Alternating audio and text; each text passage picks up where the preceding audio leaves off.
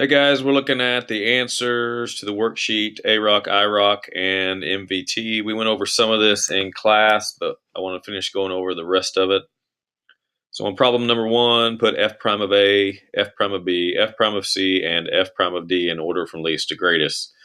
So when we see f prime, we should be thinking we should be thinking iroc, and when we think about iroc, we should be thinking about the slopes of the tangent line. So I'm interested in the slopes of the tangent line at A, B, C, and D. So at A, slope of the tangent line right here is going to be positive. At B, slope of the tangent line would be negative. At C, slope of the tangent line would be close to zero. And then at D, slope of the tangent line is going to be positive. So least to greatest, we're going to start off with our negative one, which happened at B. So that's why B comes first. C was zero, so that means C has to come second. And then we're down to A and D. Both of these we said were positive. So that means to figure out which one's bigger, we need to look at which one has a steeper slope. And if I look at this one, my slope is going to be something like that. When I look at this one, it looks like that. D is going to be your steeper slope. So that means f prime of D is my biggest, and that means f prime of A is my next to biggest. Number two, between what labeled points is the largest average rate of change? So we're talking about the slope of the secant line. So I want to look at the slope of the secant line between all these points, and I want the largest one. So I'm looking for a positive more than likely. So A to B, I'm negative. A to C, negative. A to D, negative. So all those are negative. So we want to look at B. B to C is negative. B to D, about zero. Then I move on to C. C to D, there's a positive one. So that's why we like C to D as our largest average rate of change. Smallest average rate of change. So this time we're doing the opposite. We want to know which one is most negative. So A to B, A to C. So between those two, well, let's just keep going. So A to B, A to C, both of those are negative. A to D. So all three of those are negative.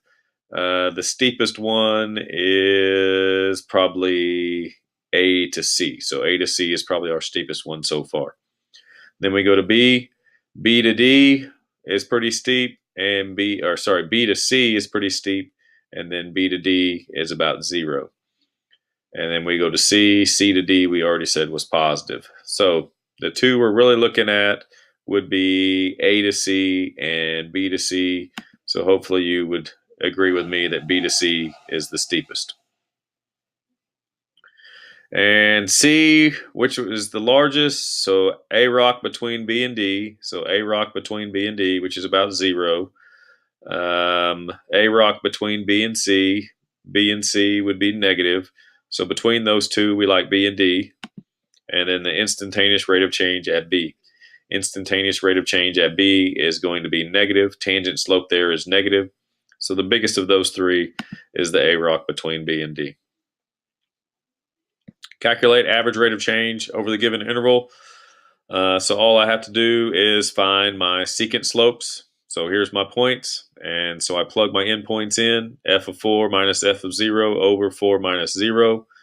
I end up with 20 over 4, and I get 5. So my average rate of change there from 0 to 4 is 5. Same thing here, 0 to 2 pi over 3. Plug in 2 pi over 3, plug in 0. Sine of 2 pi over 3 is the square root of 3 over 2. Sine of 0 is 0. I square the square root of 3 over 2. Gives me 3/4 minus 0 is 3/4. I've got a fraction divided by a fraction. So we're going to go fraction times the reciprocal, and we end up with 9 pi over 8. So 9 pi over 8 is the average rate of change between 0 and 2 pi over 3. 7. Sketch the secant line between A and B. So my secant line between A and B is right there. And then sketch any tangent lines to the graph for each value of C guaranteed by the MVT.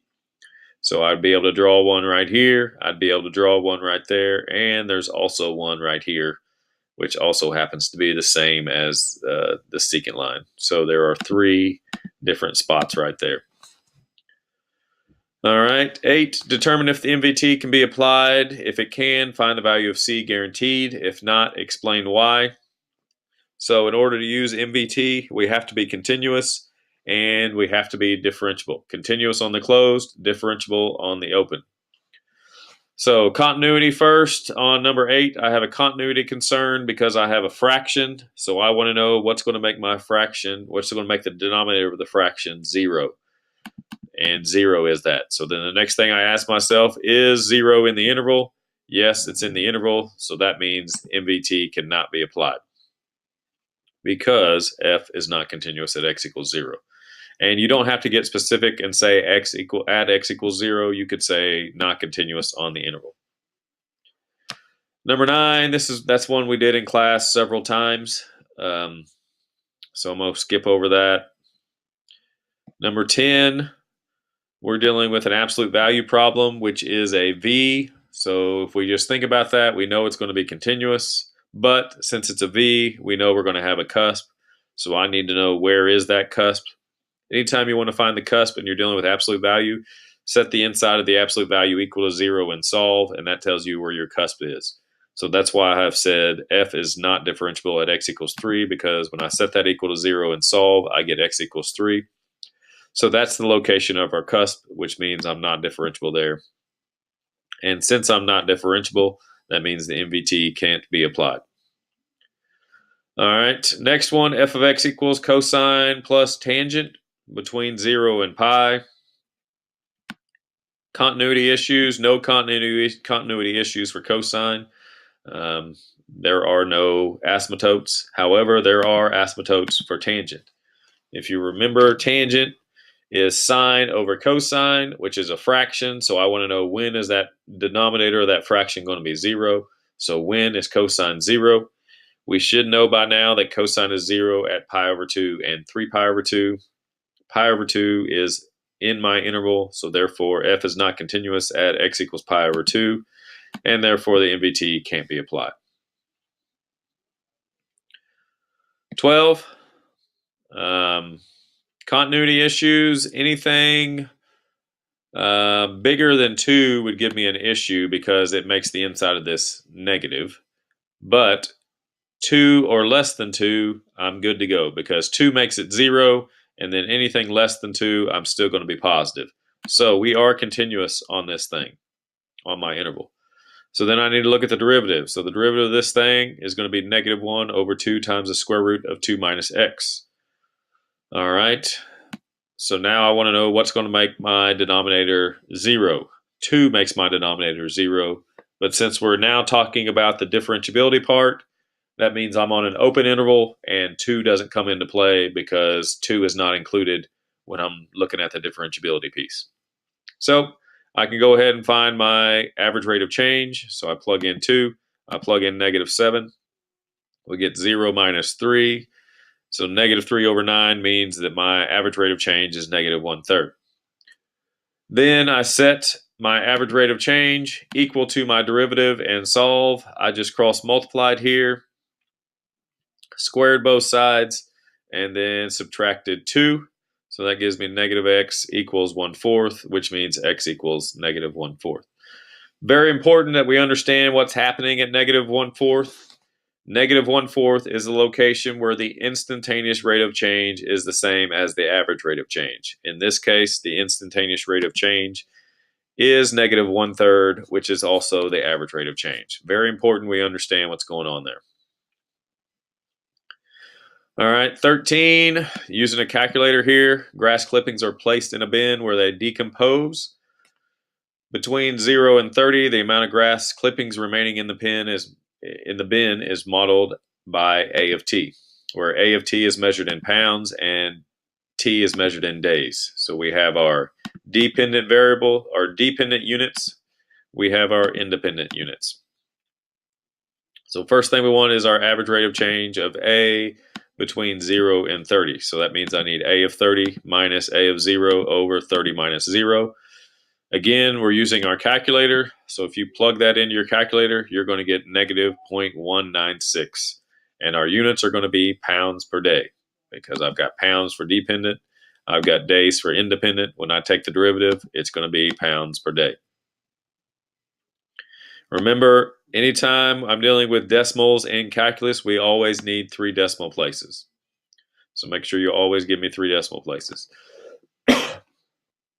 Second part, we want to find the actual value for a prime of 15, and then we want to interpret it. So if you remember, we're going to plug this in our graph.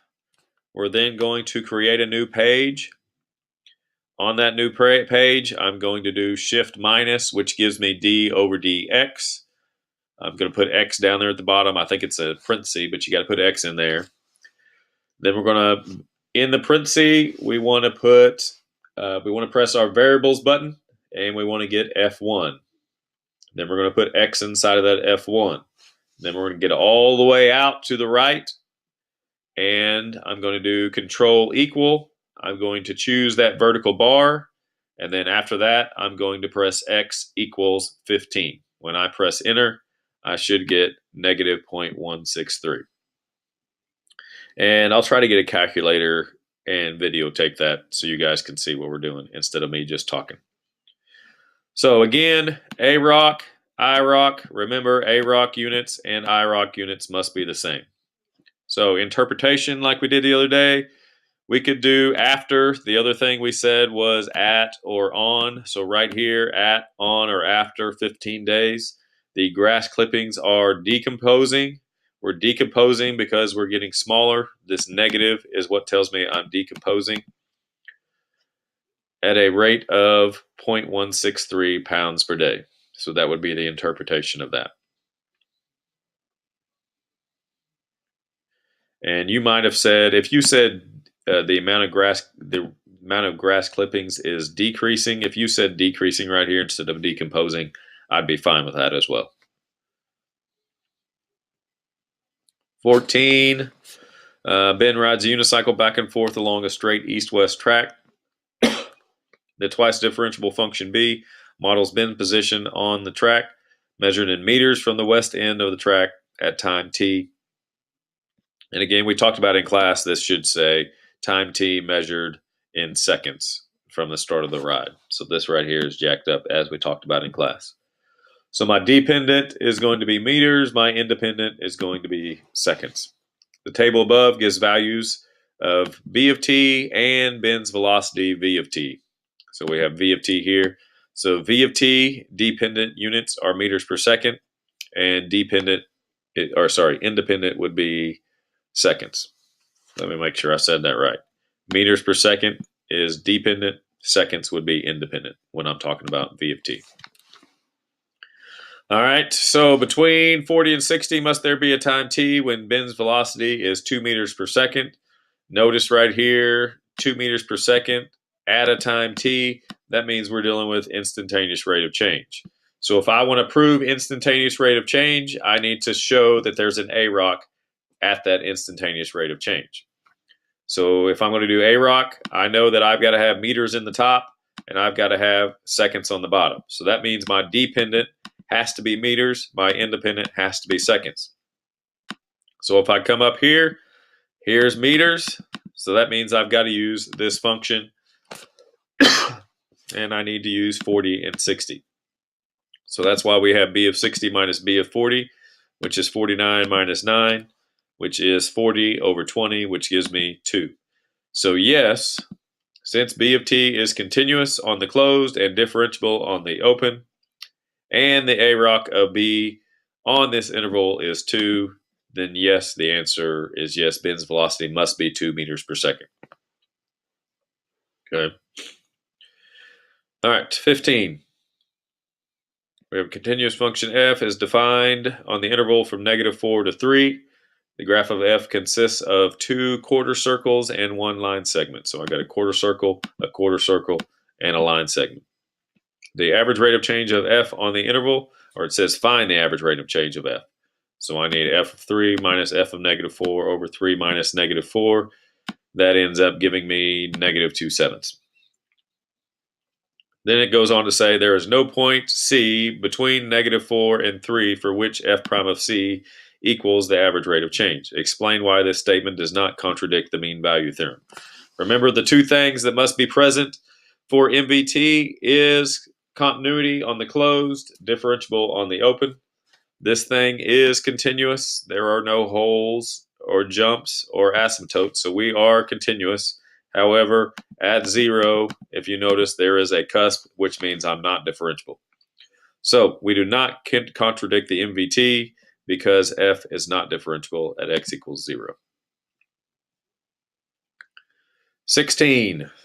A continuous function f is defined on the closed interval between -4 and 6. The graph of f consists of a line segment and a curve that is tangent to the x-axis at x equals 3, as shown in the figure. On the interval from 0 to 6, the function is twice differentiable. So only from 0 to 6 am I twice differentiable. First part, how many values of a between -4 and 6 is the average rate of change of f on the interval a to 6 equal to 0? Give a reason why.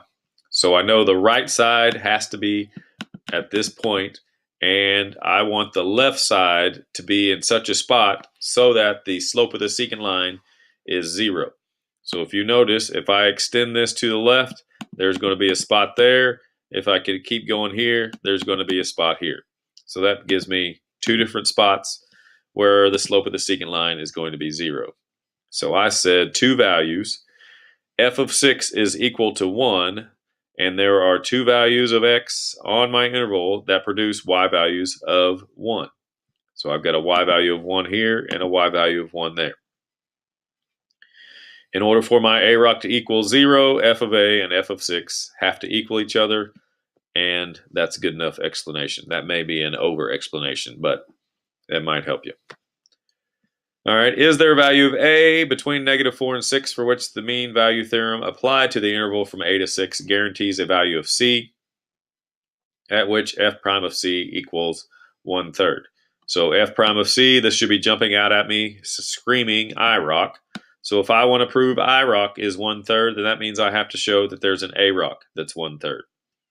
And here's my interval. Notice the right side is set at 6, so that's kind of my starting point.